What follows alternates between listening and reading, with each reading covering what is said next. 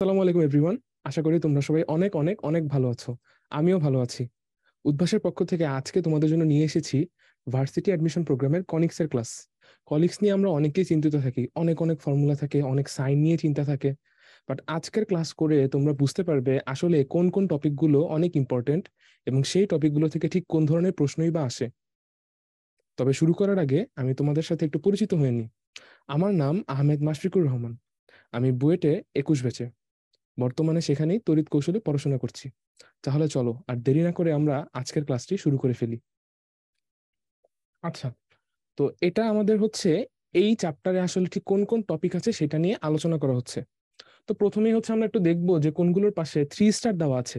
সেই টপিকগুলোই আসলে আমাদের অনেকবার প্রশ্নে এসেছে। যেমন দেখো, এখানে হচ্ছে আমাদের কাছে আছে কণিকের প্রকৃতি নির্ণয়। এই টপিকটি অনেক ইম্পর্টেন্ট। তারপরে আবার আমাদের কাছে আছে অক্ষের সমান্তরাল রেখা দ্বিকাক্ষ, সেটা দেখা যাচ্ছে 2 স্টার। এই ধরনের টপিকগুলো যেগুলো 2 স্টার দেওয়া আছে সেগুলো আসলে খুব যে গুরুত্ব কম দিবা তাও না, আবার খুব বেশি গুরুত্ব দিবা সেটাও না। 2 স্টার 3 স্টার দুইটাকে আমরা বেশি গুরুত্ব দিব। তাই বলে আবার 1 স্টার গুলোকে কিন্তু আমরা একেবারে ফেলে দিব না, সেগুলো আমরা একটু দেখবো। বাট যেগুলো 2 স্টার আর 3 স্টার সেগুলোকে সবচেয়ে বেশি গুরুত্ব দিব।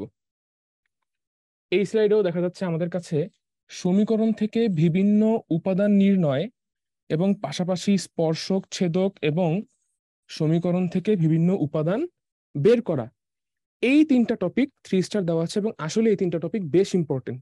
তাহলে এই যে জিনিসগুলো আমাদের 3 স্টার দেওয়া আছে, শেখার সময় আমরা এগুলোতে বেশি গুরুত্ব দিব। আজকের ক্লাসে আমরা যা শিখবো সেটা হচ্ছে প্রথম 2টি টপিক। তার একটি হচ্ছে কণিকের প্রকৃতি নির্ণয় সংক্রান্ত, সেটা দেখো বেশ গুরুত্বপূর্ণ। আর আরেকটি হচ্ছে পরাবিত্রের লেখচিত্র সংক্রান্ত। তাহলে চলো আমরা টাইপ 1 স্টার্ট করি। টাইপ 1, কণিকের প্রকৃতি নির্ণয় সংক্রান্ত। এটা দেখো রিটেনে খুব একটা বেশিবার আসেনি, কিন্তু এমসিকিউর জন্য অনেকবার এসেছে। তাহলে এমসিকিউর জন্য কিন্তু এই পার্টটা বেশ ইম্পর্টেন্ট। এমসিকিউতে আমাদের যে ফর্মুলাগুলো লাগে এটা রিলেটেড, সেটা বেশ ভালোভাবে মাথায় রাখতে হবে। আচ্ছা, এখানে আসলে আমরা কণিক ঠিক কিভাবে পাচ্ছি সেটা নিয়ে একটা বেসিক চিত্র দেওয়া আছে। তোমরা অলরেডি জানো কণিক আসলে আসে কণিক সেকশন থেকে, বা একটি কোণককে যখন অপর একটি সমতল ছেদ করে সেখান কাছ থেকে। ওকে, তো দেখো যখন হচ্ছে আমার একটা কোণককে একটা সমতল ভূমির সমান্তরালে ছেদ করবে তখন আমরা একটা সার্কেল পাবো। কিন্তু যদি সেটা একটু বাঁকা হয়ে ছেদ করে তখন সেটাকে আমরা এলিপস বলি। যে সঞ্চারপথটা আমরা পাই সেটাকে আমরা এলিপস বলি। যদি এমন হয় যে সেই জিনিসের সমান্তরাল যে আমার তলটা আছে সেই তলটা আরো বেশি বেঁকে গেছে, তখন আমরা যেই সঞ্চারপথটা পাই সেটাকে বলা হয় প্যারাবোলা বা পরাবৃত্ত। এখানে সম্পূর্ণ ছবিটি আসেনি, চলো আমরা পুরো ছবিটি এঁকে ফেলি। ছবিটি কিছুটা এরকম আসবে। এটা হচ্ছে আমার প্যারাবোলা। এরপরে খেয়াল করে দেখো যখন আমার এই সমতলটা আরো বেশি বেঁকে গিয়েছে তখন আমরা পাচ্ছি একটি হাইপারবোলা। হাইপারবোলার ছবিটিও এখানে পুরোপুরি আসেনি, চলো আমরা ছবিটি এঁকে ফেলি।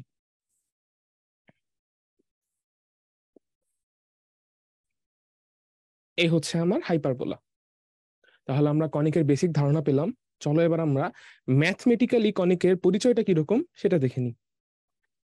আচ্ছা, দেখো কনিকের সাধারণ সমীকরণ আসলে সেকেন্ড ডিগ্রি সাধারণ সমীকরণ, general equation of second degree.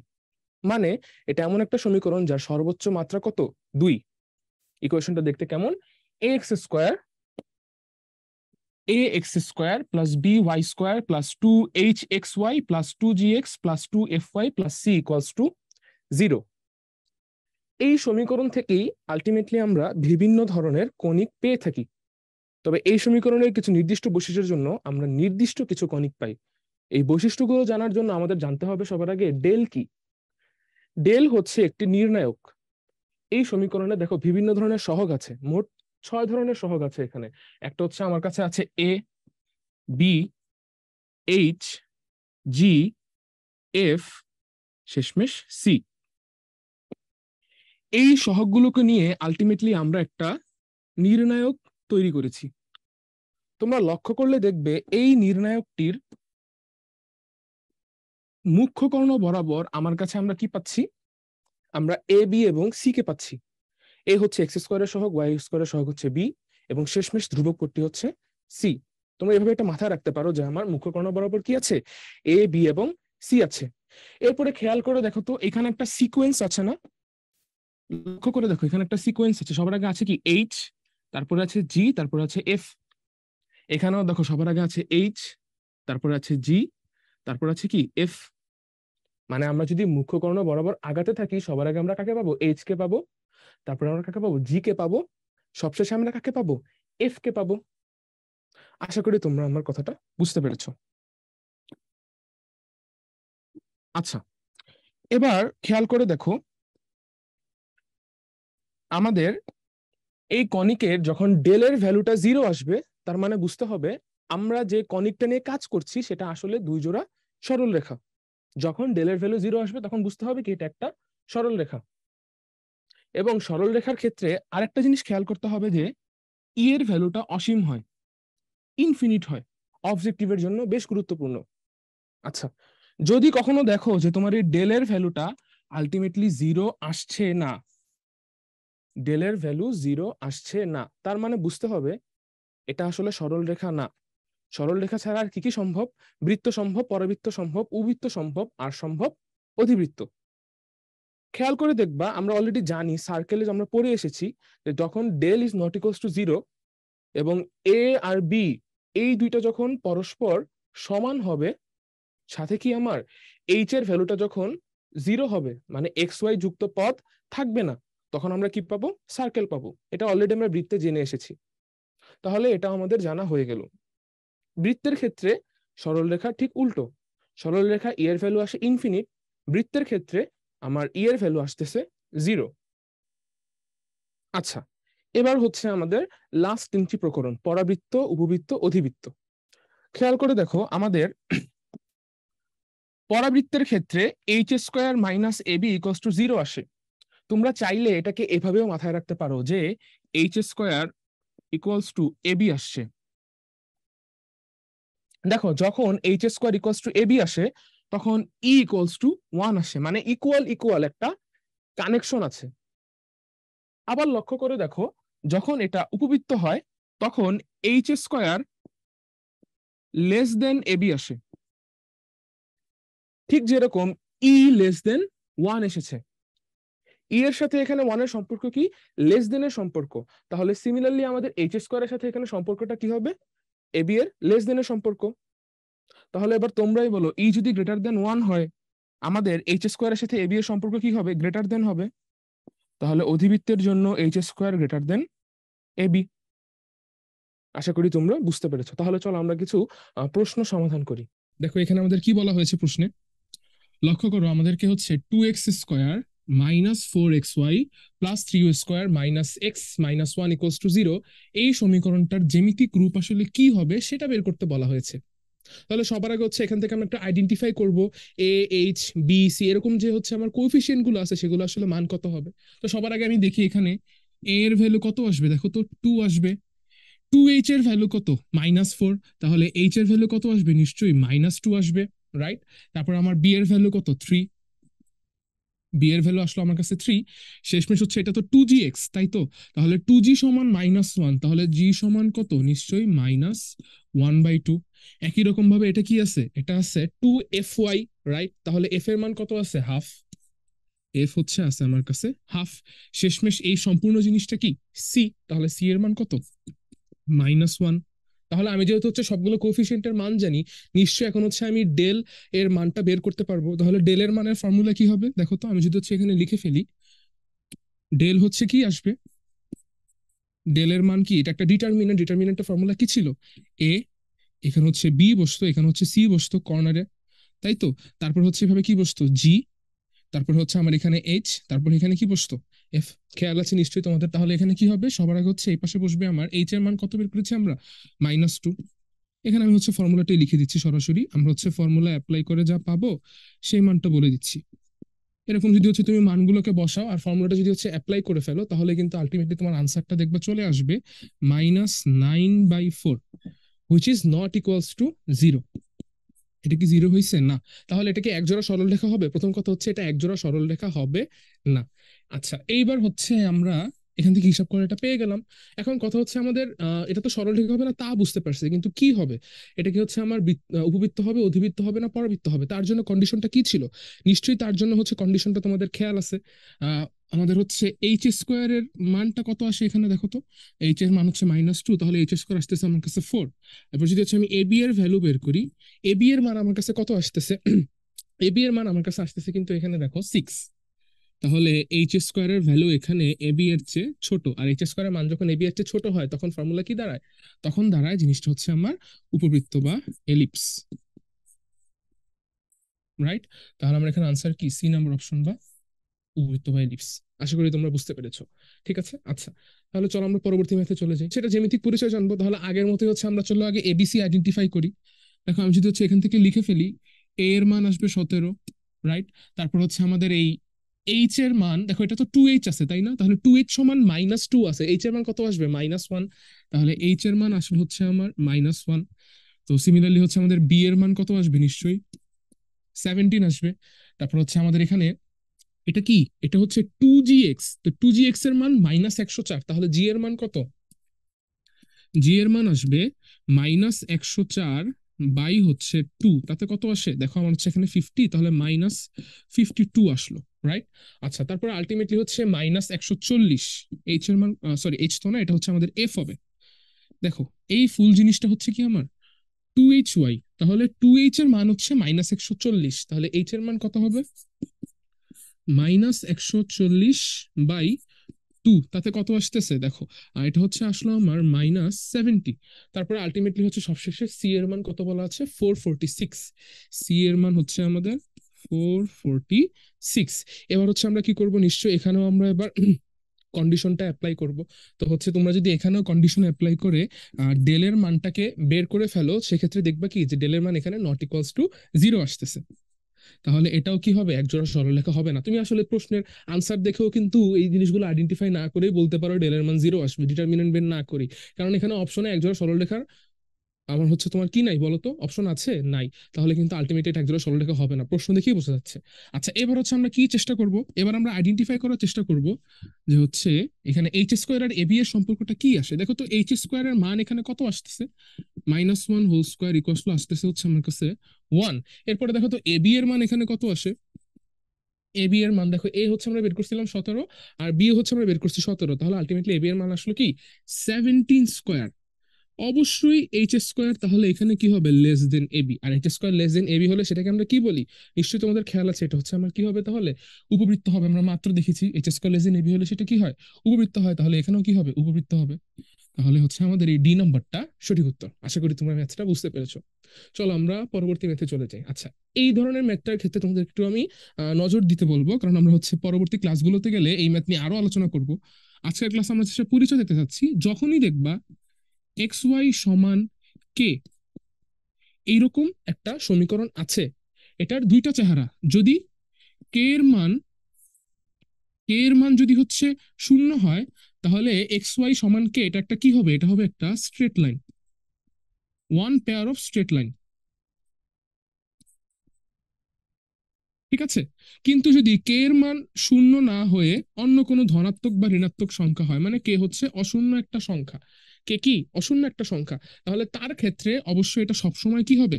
অবশ্যই এটা সবসময় হবে হাইপারবোলা, বা অধিবৃত্ত। তার মানে এক্স ওয়াই সমান কে, কে এর মান 0 হলে সেটা কি বোঝায়? এক্স ওয়াই সমান 0 দিয়ে বোঝায় একজোড়া সরল রেখা। আর যদি কে এর মান অশূন্য হয়, যেমন এখানে এক্স ওয়াই সমান 2, এটা কি বোঝায়? এটা বোঝায় অধিবৃত্ত। এটা একটু খেয়াল রাখলে কিন্তু আসলে ম্যাথগুলো হয়ে যাচ্ছে। তাহলে এই হচ্ছে আমাদের ডি নাম্বার অপশন। তাহলে এটা ছিল আমাদের এই প্রশ্নের আনসার। তাহলে চলো আমরা পরবর্তী ম্যাথে চলে যাই। আচ্ছা, উৎকেন্দ্রিকতা। উৎকেন্দ্রিকতা নিয়ে আমরা অলরেডি জানি যে কনিক্স আসলে যেখান থেকে আসে। কনিক্সের মধ্যে আমাদের দুইটা সরল রেখা থাকে। এই দুইটা সরল রেখা দূরত্বের রেশিওকে হচ্ছে আমরা ই বা উৎকেন্দ্রিকতা হিসেবে আখ্যায়িত করি। চলো আমরা একটু দেখি দুইটা সরল রেখা আসলে কি। দেখো,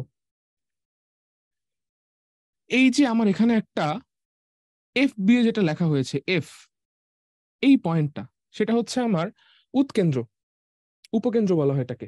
সেই উপকেন্দ্রর, দেখো এই কনিক্সের উপরস্থ একটা বিন্দু হচ্ছে আমার কি, এখানে বলা হয়েছে এম। এই যে আমার উপকেন্দ্র আছে, উপকেন্দ্র থেকে এই যে কনিকের উপরে একটা বিন্দু আছে এম, তার দূরত্ব হচ্ছে কি এফ এম। এফ এম, ওকে। আর দেখো এইখানে একটা সরল রেখার কথা বলা আছে। এরকম, ধরো আমার কাছে এরকম একটা সরল রেখা আছে, এই সরল রেখাটাকে বলা হয় নিয়ামক রেখা।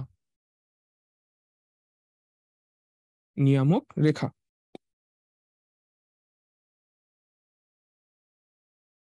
আচ্ছা, তাহলে এটা ধরো হচ্ছে আমার এম প্রাইম। তাহলে আমরা দেখব যে F M by M M prime সবসময় একটি ধ্রুবক সংখ্যা হবে, এবং সেই ধ্রুবক সংখ্যাটাকেই আমরা বলছি কি ই। মানে উপকেন্দ্র থেকে কণিকের উপরস্থ কোনো নির্দিষ্ট একটি বিন্দুর এবং সেই বিন্দু থেকে নিয়ামক রেখার দূরত্ব, এই দুইটি দূরত্বর রেশিও একটি ধ্রুবক হয়, সেই ধ্রুবকটি হচ্ছে কি আমার ই। এখানে বলা আছে, দেখো আমরা চিত্র দেখলে আরো বেটার বুঝতে পারবো যে আমাদের আমাদের উৎকেন্দ্রিকতা বা বক্রতার পরিমাপ, উৎকেন্দ্রিকতা ই, এটার ভ্যালু যখন 1 হয় তখন আমরা হবো একটা পরাবৃত্ত। যখন উৎকেন্দ্রিকতার ভ্যালু 1-এর চেয়ে ছোট হবে কিন্তু 0-এর চেয়ে বড় হবে তখন আমরা পাবো সেটা একটা উপবৃত্ত। যখন উৎকেন্দ্রিকতার ভ্যালু বা ই এর মান 1-এর চেয়ে বড় হবে তখন আমরা পাবো একটি অধিবৃত্ত, এবং ই এর ভ্যালু যখন 0-এর খুব কাছাকাছি চলে যায় তখন আমরা পাই একটি বৃত্ত। আর সবশেষে আলটিমেটলি যখন ই এর ভ্যালু ইনফিনিট হয়ে যায় আমরা পাবো একটি সরল রেখা। একটি পাবো না, আসলে আমরা এক জোড়া সরল রেখাই পাবো। তাহলে চলো আমরা নেক্সট স্লাইডে চলে যাই। দেখো এখানে কোশ্চেনে বলা হয়েছে বৃত্তের উৎকেন্দ্রিকতা কত। বলতো, আমরা মাত্রই দেখে এসেছি বৃত্তের উৎকেন্দ্রিকতা কত হয়, 0 হয়। একদম সহজ, বৃত্তের উৎকেন্দ্রিকতা কত, 0। অনেকেই ভুলে ইনফিনিটি দিয়ে চলে আসবে, বাট বৃত্তের উৎকেন্দ্রিকতা কিন্তু ইনফিনিট না, এক জোড়া সরলরেখার উৎকেন্দ্রিকতা ইনফিনিট হয়। তাহলে চলো আমরা নেক্সট স্লাইডে চলে আসি। আচ্ছা, বলা হয়েছে কি যে যদি ই এর ভ্যালু 0-এর চেয়ে বড় হয় এবং 1-এর চেয়ে ছোট হয় কোন উৎকেন্দ্রিকতা এর জন্য, তবে সঞ্চার পথটি হবে। আচ্ছা, দেখো আমাদের ই এর ভ্যালু বলা আছে একটি সঞ্চার পথের ক্ষেত্রে। ই কোন ধরনের সঞ্চার পথের ক্ষেত্রে থাকে, কনিক্স এর ক্ষেত্রে থাকে।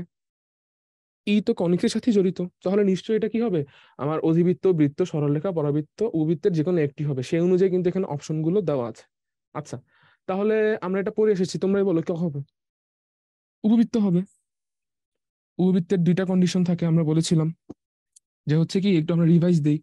ডেল নট ইকুয়ালস টু 0, আর H square less than A B, আর কি ই লেস দেন 1। কিন্তু কি হতে পারবে না, 0 হতে পারবে না।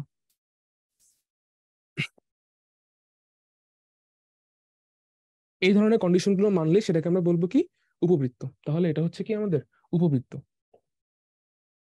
আচ্ছা, এটা ছিল আমাদের টাইপ 1। টাইপ 1-এর কোশ্চেনগুলো কিন্তু খুব একটা বেশি কঠিন ছিল না, বেশ সহজই ছিল। কিছু কন্ডিশন আর ফর্মুলাগুলো মাথায় রাখলে কিন্তু তোমরা পেরে যাচ্ছ। এবার আসবো আমরা টাইপ 2-তে।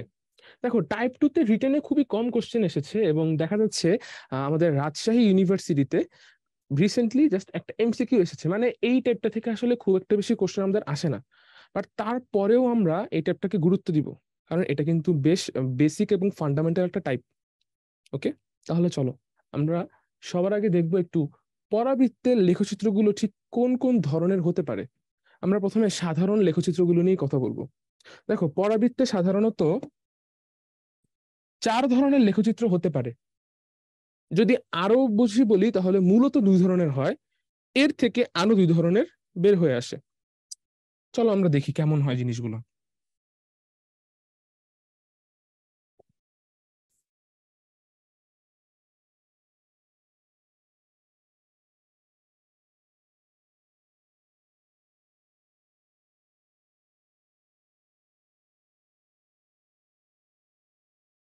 এটা হচ্ছে আমার Y square equals to 4ax এর সঞ্চার পথ। Y square equals to 4ax পরাবৃত্তের একটি প্রমিত আকার। এরকম প্রমিত আকার থাকলে আমরা কি পাবো, আমরা দেখতে পাবো যে পরাবৃত্তের যেই মুখটি খোলা আছে, যেই পাশটি খোলা আছে সেটা হচ্ছে এক্স অক্ষের ধনাত্মক দিক বরাবর আছে। আচ্ছা, কিন্তু যদি এটা এমন হয় যে ওয়াই স্কোয়ার সমান -4ax আছে,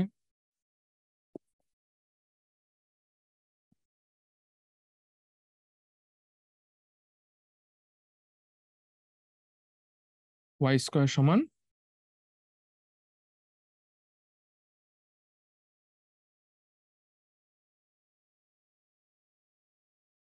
ওয়াই স্কোয়ার সমান -4ax। দেখো পরাবৃত্ত কিন্তু আগের মতোই আছে, জাস্ট কি হয়েছে, ওয়াই অক্ষের সাপেক্ষে জিনিসটা প্রতিফলিত হয়ে গিয়েছে।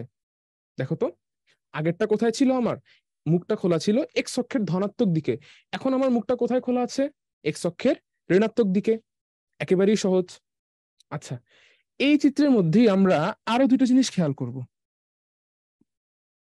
খেয়াল করে দেখো, আমাদের পরাবৃত্তের ক্ষেত্রে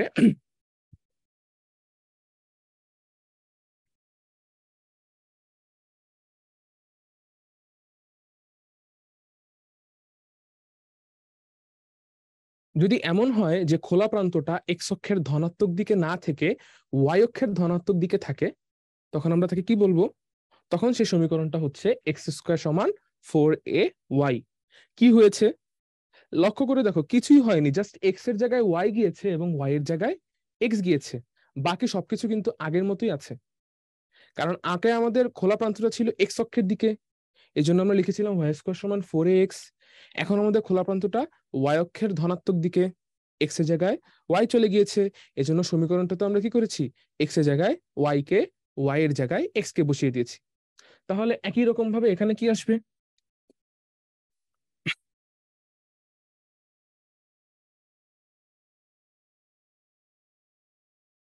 এখানে হচ্ছে দেখো, উপরের দিকে গেলে সেটা হচ্ছে এক্স স্কোয়ার সমান 4ay, যখন সেটা নিচের দিকে নেমে যাবে তখন সেটা কি হয়ে যাবে, এক্স স্কোয়ার সমান -4ay। একেবারেই সহজ। আসো আমরা এই প্রত্যেকটার বৈশিষ্ট্য শিখি। আচ্ছা, সবার আগে হচ্ছে আমরা একটা এক্সাম্পলের মাধ্যমে আসলে বৈশিষ্ট্যগুলো শিখলে বেটার হবে, তোমাদের ম্যাথও শেখা হলো, বৈশিষ্ট্যও শেখা হলো। দেখো আমাদের বলা হয়েছে কোশ্চেনে ওয়াই স্কোয়ার সমান 8ax। লক্ষ্য করে দেখো, এটা কিন্তু আসলে ওয়াই স্কোয়ার সমান 4ax এর অনুরূপ। ওয়াই স্কোয়ার সমান 4ax এর অনুরূপ। আগে আমরা ওয়াই স্কোয়ার সমান 4ax এর জন্য বৈশিষ্ট্যগুলো দেখি, তাহলেই তোমরা চট করে ওয়াই স্কোয়ার সমান 8x এর জন্য বৈশিষ্ট্যগুলো কিন্তু শিখে ফেলবে। সবসময় মাথায় রাখবে, পরাবৃত্তের ক্ষেত্রে একটি সংখ্যা খুবই গুরুত্বপূর্ণ, সেটা হচ্ছে আমার এ। পরাবৃত্তের শীর্ষবিন্দু যেখানে থাকে, সেই শীর্ষবিন্দু থেকে এ ঘর ডানে বা বামে গেলে তুমি হয় উপকেন্দ্র পাবে, আর না হয় নিয়ামক অক্ষরেখা পাবে, নিয়ামক রেখা পাবে। আচ্ছা, তাহলে দেখো আমাদের এইখানে ওয়াই স্কোয়ার সমান 4ax এর শীর্ষবিন্দু কোথায় থাকে তোমরা অলরেডি জানো, সেটা হচ্ছে 0 0-তে থাকে, 0, 0তে থাকে। তাহলে 0, 0 থেকে আমরা দেখো তো, এটা মুখটা কোন দিকে খোলা আছে, এক্স অক্ষের ধনাত্মক দিকে খোলা আছে না, আর আমাদের উপকেন্দ্র কোথায় হবে, যেদিকে মুখটা খোলা আছে সেই দিকে হবে। তার মানে আমাকে আলটিমেটলি এই দিকে যেতে হবে উপকেন্দ্র পাওয়ার জন্য। আমরা কি বলেছি, কত ঘর দূরে থাকবে উপকেন্দ্র অথবা নিয়ামক রেখা, 2 ঘর দূরে থাকবে, তার ঘর দূরে থাকবে। তাহলে এখানে আলটিমেটলি এটার স্থানাঙ্ক কত আসবে, a, 0। আর আমরা দেখেছি বা এখানে চিত্র দেখলেও বুঝতে পারতেছি যে আমার যেই দিকে উপকেন্দ্র থাকে তার বিপরীত দিকে কি থাকে, নিয়ামক রেখা থাকে। তার মানে আলটিমেটলি এই যে অক্ষরেখাকে নিয়ামক রেখা একটা বিন্দুতে ছেদ করেছে, এর স্থানাঙ্ক কত হবে, -a, 0। দেখো সূত্র মুখস্থ রাখার চেয়ে তুমি যদি জিনিসগুলোকে বুঝতে পারো যে আসলে কোনটা কোন দিকে হচ্ছে, তুমি কিন্তু খুব সহজেই নিজে নিজেই প্রশ্নগুলো সমাধান করতে পারবে, সূত্র কিন্তু আর মুখস্থ করতে হবে না। ওকে, আচ্ছা, তাহলে আমাদের নিয়ামক রেখা এক্স অক্ষের সাথে লম্বভাবে আছে এবং এক্স অক্ষকে সে -a, 0 বিন্দুতে ছেদ করেছে, তাহলে নিশ্চয়ই নিয়ামক রেখার সমীকরণটা কি আসবে, এক্স সমান -a। অলরাইট, আচ্ছা, এবার দেখো তো, এই যে একটা সরল রেখার মতো আছে, এখানে ডট ডট দেওয়া আছে, আমি সরল রেখাটা এঁকেই ফেললাম। এই রেখাটা আসলে কি রেখা, এটাও কিন্তু একটা লম্ব, কিন্তু এই লম্বটা উপকেন্দ্র দিয়ে যায়। এই লম্বটা হচ্ছে আমার উপকেন্দ্রগামী লম্ব। উপকেন্দ্রগামী লম্বের দৈর্ঘ্য কত, তোমরা অলরেডি হয়তো অনেকেই জানো যে উপকেন্দ্রগামী লম্বের দৈর্ঘ্য হচ্ছে আমার 4 একক। 4a। উপকেন্দ্রগামী লম্বের দৈর্ঘ্য কত? 4a একক, 4a একক। আচ্ছা, তাহলে আমাদের এইখানে স্থানাঙ্ক ছিল কত? a, 0। এর টোটালটা কত? 4a। তাহলে নিশ্চয়ই আমাকে উপরে উঠতে হবে 2a একক এবং নিচে নামতে হবে 2a একক। 0 থেকে উপরে 2a একক উঠলে আমার ভ্যালু আসবে 2a, y স্থানাঙ্কের ভ্যালু। আর 0 থেকে 2a একক নিচে নামলে y স্থানাঙ্কের ভ্যালু আসবে -2a। তাহলে আমাদের উপকেন্দ্রগামী লম্বের যে প্রান্তবিন্দুগুলো আছে তাদের ছেদবিন্দুগুলো কত কত আসছে, বা প্রান্তবিন্দুগুলো কত কত আসছে? a, 2a, আরেকটা আসছে a, -2a। আচ্ছা, এই ছিল হচ্ছে আমাদের একটি পরাবৃত্ত y² = 4ax এর সকল বৈশিষ্ট্য ধারণকারী সমীকরণ বা বিভিন্ন ধরনের বিন্দুর স্থানাঙ্ক। এখন দেখো তো, এক নির্দিষ্ট পরাবৃত্তের ক্ষেত্রে আমরা কিন্তু অলরেডি ভ্যালুগুলো জানি। দেখো, y² = 4ax, তার মানে এই যে 8x আছে সেটাকে আমরা কি লিখতে পারি? সেটাকে আমরা লিখতে পারি 4 × 2 × x। অর্থাৎ আমাদের এই 2 এর ভ্যালু কত? 2 এর ভ্যালু হচ্ছে a এর সমান। তার মানে আমাদের প্রশ্নে যেখানে যেখানে আমরা এতক্ষণ ধরে, বা চিত্রের মধ্যে যেখানে যেখানে এতক্ষণ ধরে আমরা বারবার এ লিখে এসেছি, সেখানে সেখানে কিন্তু 2 লিখলেই আমরা পরাবৃত্তের বৈশিষ্ট্যগুলো জেনে ফেলবো। যেমন ধরো এখানে দেখা যাচ্ছে আমাদের শীর্ষবিন্দু 0, 0 তে আছে, এটা এখানেও শীর্ষবিন্দু 0, 0তেই থাকবে, কোনো পরিবর্তন হবে না। উপকেন্দ্র আছে a, 0 বিন্দুতে, তাহলে এখন উপকেন্দ্র কোথায় হবে? এর ভ্যালু যেহেতু আমরা জানি, তাহলে এটা হবে কত? 2, 0 পয়েন্ট। এই পয়েন্টগুলো কত আসবে? প্রান্তবিন্দুগুলো 2, 4, এটাও আসবে 2, -4। একই রকম ভাবে আমার অক্ষরেখা এবং নিয়ামক রেখার ছেদবিন্দু সেটা আমরা বের করেছিলাম কত? -a, 0। সেখানে এখানে কত হবে? -2, 0। তাহলে এই নিয়ামক রেখার সমীকরণটা কত আসবে? x সমান -2। আচ্ছা, সবশেষে বলতো আমাদের এই যে একটা উপকেন্দ্রিক লম্ব আছে এর সমীকরণটা কেমন আসবে? x সমান a, তাহলে x সমান কত আসছে? এখানে আসছে আমার ভ্যালুটা 2। আশা করি তোমরা এই পরাবৃত্তের বিভিন্ন বৈশিষ্ট্য কিভাবে বের করতে হয় যুক্তি দিয়ে সেটা বুঝতে পেরেছো। একেবারেই কিন্তু কঠিন। আর দেখো, এখানে কোশ্চেনটা আসলে আমাদের কি ছিল? কোশ্চেনটা ছিল পরাবৃত্তের শীর্ষবিন্দু, উপকেন্দ্রের স্থানাঙ্ক, উপকেন্দ্রিক লম্ব এবং দ্বিকাক্ষের বা নিয়ামক রেখার সমীকরণ নির্ণয় করো। আমাদের সবকিছুই কিন্তু অলরেডি বের করা হয়ে গিয়েছে। খেয়াল করে দেখেছো, আমরা যদি প্রশ্নটা খাতায় লিখে লিখে করতাম, বৈশিষ্ট্যগুলো যদি তুমি মুখস্থ করতে, তাহলে তোমাদের বেশ বেগ পেতে হতো। কিন্তু চিত্রটা দেখে খুব সহজেই তুমি এক নিমিষে বুঝতে পারছো না যে আসলে কোন বিন্দুর স্থানাঙ্ক কেমন হবে, কোন সমীকরণটা কেমন হবে। এই জন্যই পরাবৃত্ত বা উপবৃত্ত বা অধিবৃত্ত কনিক্স রিলেটেড প্রশ্নগুলো তোমরা একটু চেষ্টা করবে ছবি এঁকে সলভ করার জন্য। ছবির মধ্যে যদি তোমরা সলভ করে ফেলো তাতে কোনো সমস্যা নেই। আচ্ছা, তাহলে আমরা নেক্সট স্লাইডে যাচ্ছি। এইখানে অলরেডি আমি আলোচনা করে ফেলেছি যে জিনিসগুলো আছে সেগুলো আরেকবার একটু দেখানো হয়েছে, যে y² = 4ax এর জন্য আমার ফর্মুলাগুলো কেমন আসে। নতুন কিছু আমরা এখানে পাবো না, আমরা অলরেডি এটা শিখে ফেলেছি। তবে একটা জিনিস একটু নতুন আছে, সেটা আগেরটা থেকেই সেম। তোমাদের আগে আমি যা বলেছি সেটা মাথায় রাখবা, কিন্তু একটা জিনিস একটু খেয়াল রাখতে হবে। দেখো, আমি তোমাদেরকে এইখানে বলেছিলাম যে y² = 4ax এর জায়গায় জিনিসটা যদি এরকম হতো y² = -4ax, তাহলে সেটা কি হয়? উল্টে যায় না?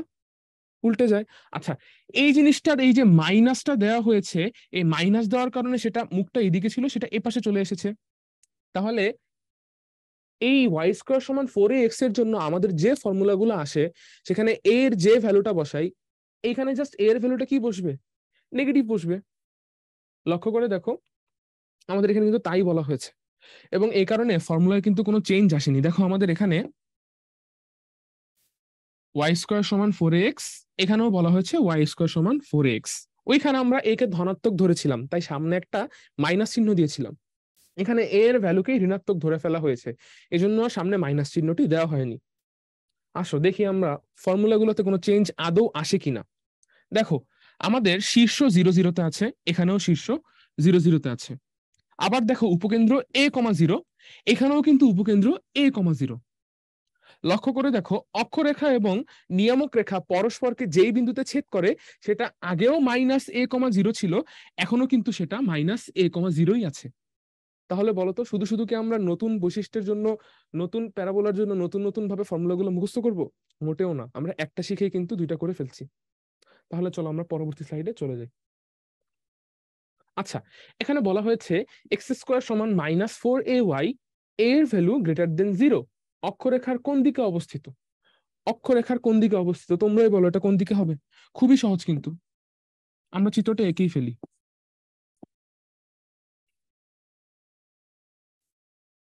আমরা মূল চিত্রটা মাথায় রাখবো। আমরা জানি x² সমান 4ay দেখতে এরকম।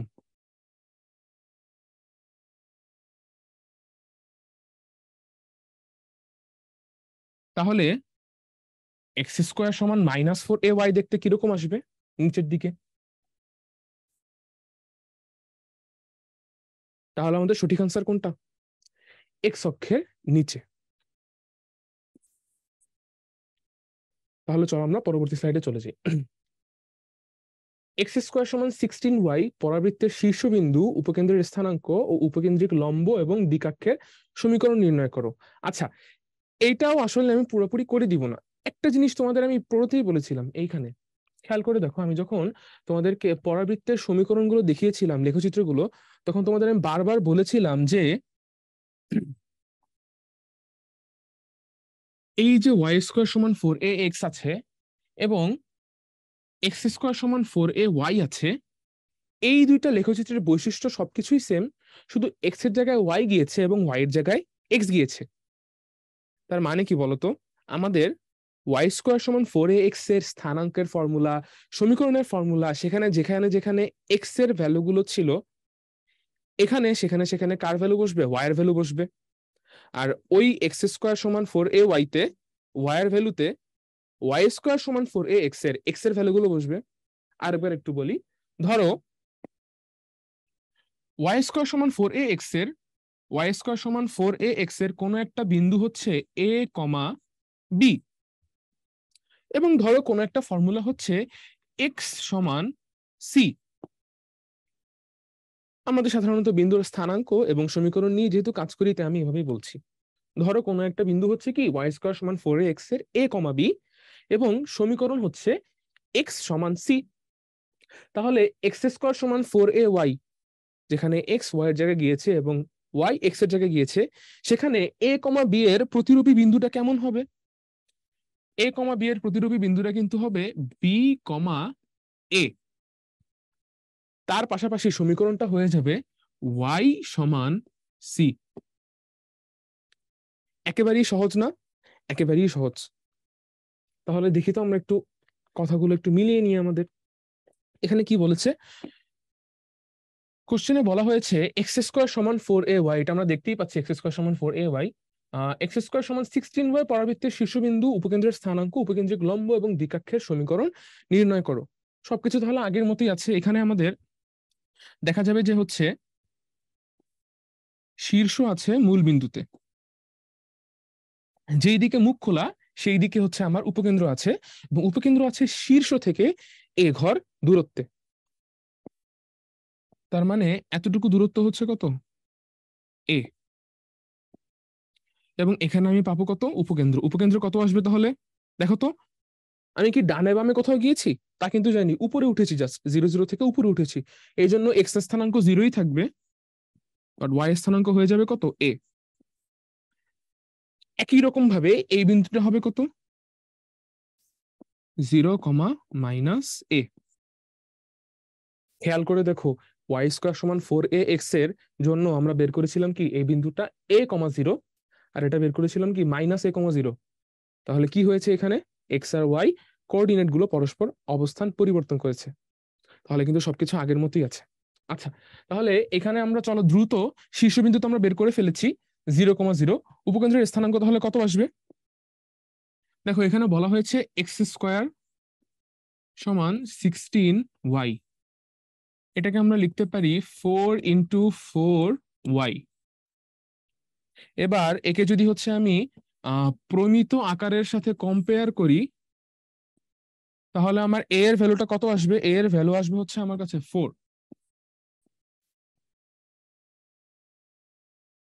এ এর ভ্যালু 4 এসেছে, মানে আমাদের উপকেন্দ্রের স্থানাঙ্ক কত আসবে? উপকেন্দ্রের স্থানাঙ্ক আসবে 0,4। আচ্ছা, এরপরে বলা হয়েছে উপকেন্দ্রিক লম্ব এবং দ্বিকাক্ষের সমীকরণ নির্ণয় করো। আমরা অলরেডি জানি যে হচ্ছে আমাদের উপকেন্দ্রিক লম্ব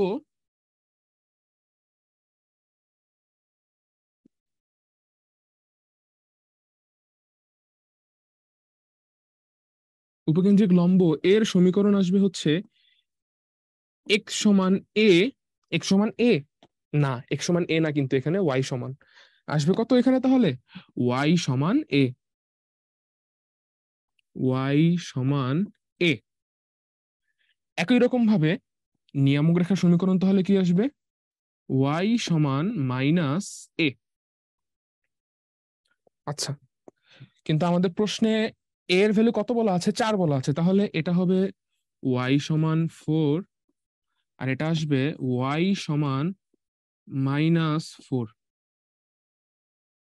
একদমই সহজ। দেখো, এটাও কিন্তু আমরা চিত্র এঁকে করেছি বলে খুব সহজ হয়ে গেছে, ফর্মুলা কিন্তু মুখস্থ রাখাই লাগেনি তোমাদের। আমি এজন্য বারবার বলছি, ওয়াই স্কোয়ার সমান 4ax এর যেই চিত্রটা আছে ওটা একটু ভালোভাবে তোমাদের মনে ধারণ করো, তাহলেই কিন্তু সবগুলো পরাবৃত্তের সমাধান তুমি সহজে চিত্র এঁকে করতে পারবে। এবং বিশ্বাস করে দেখো আমাকে, খাতায় সমাধান করার চেয়ে চিত্র এঁকে সমাধান করা অনেক দ্রুত হয়। হয়তো একটু চর্চা দরকার হবে তোমার। আচ্ছা, এখানেও হচ্ছে আমাদের এই ফর্মুলাগুলো দেখানো হয়েছে, আমরা অলরেডি এগুলো দেখে ফেলেছি যে a,0 এর বদলে উপকেন্দ্র হবে 0,a।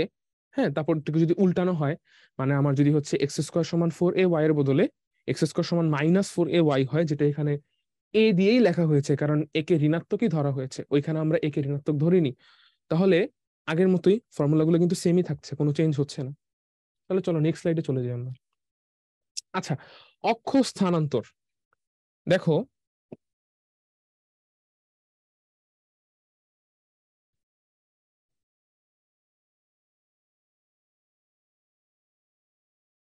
আমরা সবসময় ওয়াই স্কোয়ার সমান 4ax দেখতে অভ্যস্ত,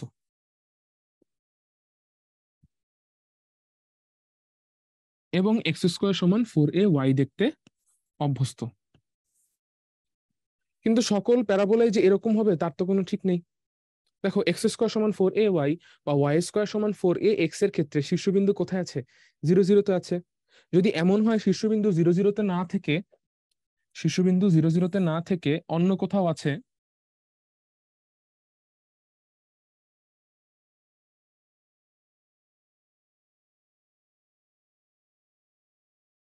জিরো জিরোতে না থেকে যদি অন্য কোথাও থাকে, তখন সেটাকে বলি আমরা অক্ষ স্থানান্তর।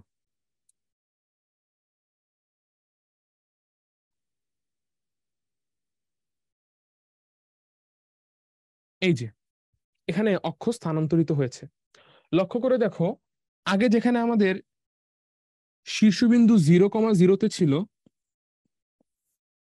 সেখানে এখন শীর্ষবিন্দু কোথায় চলে গিয়েছে?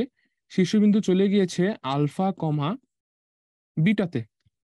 অর্থাৎ সে আলফা পরিমাণ ডানে সরেছে এবং বিটা পরিমাণ উপরে উঠেছে। আলফা পরিমাণ ডানে সরেছে এবং বিটা পরিমাণ উপরে উঠেছে। এই জন্য আমাদের ফর্মুলাটা কি হয়ে গিয়েছে? Y minus beta whole square equals to 4ax minus alpha.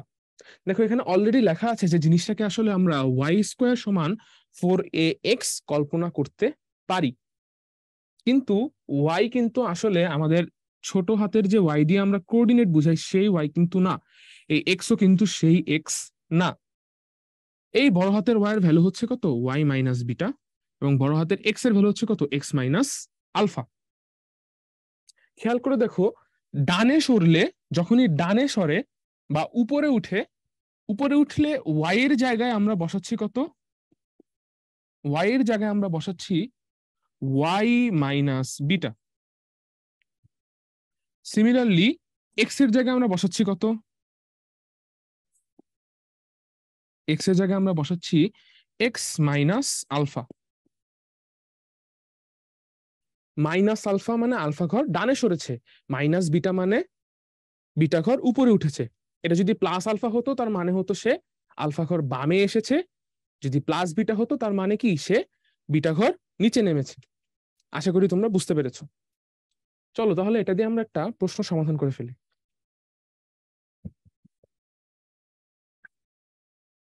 দেখো, ধরো কোশ্চেনে আমাদেরকে বলা আছে x-3 whole square equals to 4a 4 into 2 into y-5। এটার চিত্র আঁকতে বলা হয়েছে। ধরো তোমাদের কিভাবে আঁকবো আমরা? খুবই সহজ। আমরা এটা অলরেডি জানি যে এক্স স্কোয়ার সমান 4ay, এটার গ্রাফ কিরকম আসবে? এক্স স্কোয়ার সমান 4a, এটার গ্রাফ আসবে কিরকম? এই দিকে আসবে।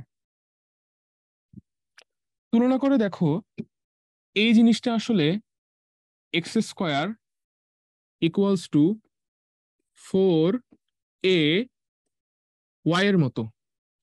X square equals to 4a Y এর মতো। আর X square equals to 4a Y এর গ্রাফ কোথায় হয়? উপরের দিকে হয়। তাহলে এই গ্রাফটাও কোথায় হবে? উপরের দিকে হবে। কিন্তু এখানে আমাদের 0 0 থেকে আর শীর্ষটা থাকবে বলতো? 0 0 তো থাকবে না। দেখো এক্স এর বদলে আমি কত বসিয়েছি? -3 বসিয়েছি। এর মানে সে কত হবে? 3 ঘর ডানে সরবে। শীর্ষটা 3 ঘর ডানে সরে 5 ঘর উপরে উঠবে।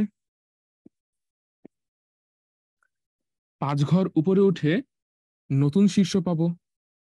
সেই নতুন শীর্ষে আমরা যেই প্যারাবোলাটা পাচ্ছি সেটাই হচ্ছে কি আমাদের এই সমীকরণের জন্য প্যারাবোলার গ্রাফ। আশা করি তোমরা বুঝতে পেরেছো। চলো এটা দিয়ে আমরা একটা প্রশ্ন সমাধান করি এবার, যেটা আমাদের একবার ভার্সিটিতে আসার মতো।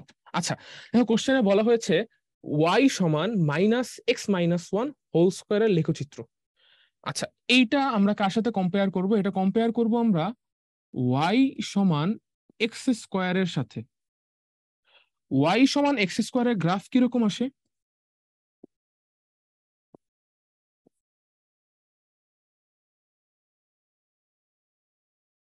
y সমান এক্স স্কোয়ারের গ্রাফ এভাবে আসবে।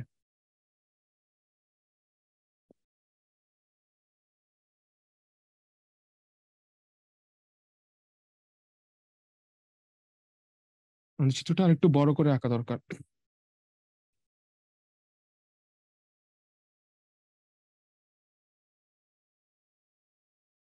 y সমান এক্স স্কোয়ার। আচ্ছা, কিন্তু আমাদের কোশ্চেনে কি y সমান এক্স স্কোয়ার আছে ঠিক, নাকি সামনে একটা মাইনাস আছে? দেখো তো, একটা মাইনাস আছে কিন্তু। তাহলে আসলে চিত্রটা কার মতো হবে? y সমান -x স্কোয়ারের মতো হবে। y সমান -x স্কোয়ারের মতো হলে কোথায় বসবে জিনিসটা? নিচের দিকে। তাহলে আমাদের অ্যাকচুয়াল চিত্রটা কোনটা? y সমান -x স্কোয়ার।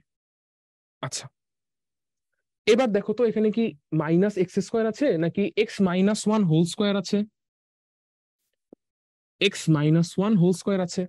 তার মানে আমাদের সম্পূর্ণ চিত্রকে কোথায় সরাতে হবে? এক ঘর ডানে সরাতে হবে। তাহলে এক ঘর ডানে যদি আমরা সরাই, আমাদের লেখচিত্রটা দেখতে কিরকম আসবে? এরকম। এটা কার সাথে মিলে যাচ্ছে দেখো তো? আমাদের এই লেখচিত্রটা কিন্তু বি নম্বরের সাথে মিলে যাচ্ছে। তাহলে আমাদের সঠিক আনসার কোনটা হবে? বি হবে। আশা করি তোমরা লেখচিত্র কিভাবে আঁকতে হয় অক্ষর সরিয়ে তা বুঝতে পেরেছো। চলো আমরা পরবর্তী স্লাইডে চলে যাই। আচ্ছা, এখানেও আসলে লেখচিত্র আঁকার বিষয়টা বলা হয়েছে। খুবই সহজ, বাট একটি ফান্ডামেন্টাল জিনিস নিয়ে আমরা আগে একটু কথা বলে নিব।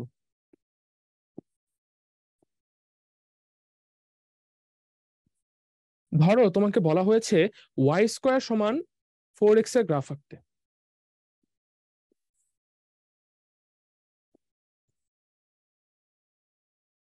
আমরা দুইটাই দেখব। আচ্ছা, এটা হচ্ছে আমার কত? এটা হচ্ছে আমার ওয়াই স্কোয়ার সমান 4x এর লেখচিত্র, এবং এটা হচ্ছে আমার এক্স স্কোয়ার সমান 4ay এর লেখচিত্র। আচ্ছা, এইবার যদি আমাকে বলা হতো যে ওয়াই সমান 2√/ax এর গ্রাফ আঁকতে হবে, তখনও কি আমি সাদা সম্পূর্ণ লেখচিত্রটা আঁকতাম? খেয়াল করে দেখো, এই ইকুয়েশন থেকে আসলে আমার কাছে কত আসছে? আসলে আমার কাছে আসছে ওয়াই সমান প্লাস মাইনাস 2√/ax। দেখো ওয়াই সমান প্লাস মাইনাস আছে, মানে এই যে গ্রাফটা আমি এঁকেছি সেখানে কিন্তু আসলে দুইটা ভাগ আছে। একটা ভাগ কোথায় আছে বলো তো? একটা ভাগ আছে এক্স অক্ষের উপরের দিকে, তার জন্য y এর ভ্যালু গ্রেটার দেন 0। আরেকটা ভাগ লক্ষ্য করে দেখো, সেটা কিন্তু আছে এক্স অক্ষের নিচের দিকে, তার জন্য y এর ভ্যালু কিন্তু আসছে লেস দেন 0। তার মানে y² = 4ax এ কিন্তু আসলে দুইটা গ্রাফ লুকায়িত আছে। একটা হচ্ছে +2√x, আরেকটা আছে প্লাস টু রুট, একটা +2√ax উপরের দিকে, আর নিচেরটা হচ্ছে প্লাস না হয়ে -2√ax। ওকে, আচ্ছা, তাহলে আমাদের কোশ্চেনে বলা হয়েছে কি প্লাস আঁকতে হবে না মাইনাস? খেয়াল করে দেখো, কোশ্চেনে কিন্তু আমাদেরকে y² = 4ax এর গ্রাফ আঁকতেই বলা হয়নি, বলা হয়েছে x² = 4ay এরটা। আমরা যেহেতু বুঝতে পেরেছি y² = 4ax এরটা, তাহলে নিশ্চয়ই x² = 4ay এরটাও বোঝা যাবে। x² = 4ay এরটা কত হবে? দেখেন এখানে আমাদের অলরেডি এঁকে ফেলা হয়েছে। আলটিমেটলি x² = 4ay এরকম আসা উচিত, কিন্তু কোশ্চেনে বলা হয়েছে কত? √y এর গ্রাফ আঁকতে, এবং সেটা নেওয়া হয়েছে কত? জাস্ট প্লাস ভ্যালুটা। তাহলে আমরা যদি প্লাস ভ্যালুটাকে গ্রহণ করি, তাহলে এই পাশেরটা কিন্তু আমাদের বাদ দিতে হচ্ছে। আরেকটা জিনিস খেয়াল করে দেখো তো, কোশ্চেনে আরো বলা হয়েছে কি x-1। তার মানে এই যে x-1, শুধু এক্স হলে শীর্ষবিন্দু কোথায় থাকে? 0, 0-তে থাকে, যেটা আমি এখানে এঁকেছি। কিন্তু আমাদের শীর্ষবিন্দু আসলে কোথায় থাকবে? এক ঘর ডানে সরে যাবে। এই জন্য ডানে সরে গিয়ে কোথায় হয়েছে চিত্রটা? 1,0-তে। আশা করি তোমরা চিত্রটা এভাবে কেন এসেছে বুঝতে পেরেছো। তাহলে এই ছিল আমাদের প্রথম লেকচার। এখানে আমরা দুইটি টাইপ আলোচনা করেছি, যার মধ্যে প্রথম টাইপটি বেশ ইম্পর্টেন্ট ছিল, দ্বিতীয় টাইপটি ইম্পর্টেন্ট না থাকলেও সেটাও কিন্তু তোমরা দেখবে, শিখবে। আশা করি তোমাদের এই টপিকগুলোর সকল প্রশ্নের সমাধান পেয়েছো, এবং কোন টপিকগুলো আসলে ইম্পর্টেন্ট ছিল সেটা বুঝতে পেরেছো, কোন প্রশ্নগুলো আসে তাও বুঝতে পেরেছো। তাহলে দেখা হচ্ছে নেক্সট ক্লাসে।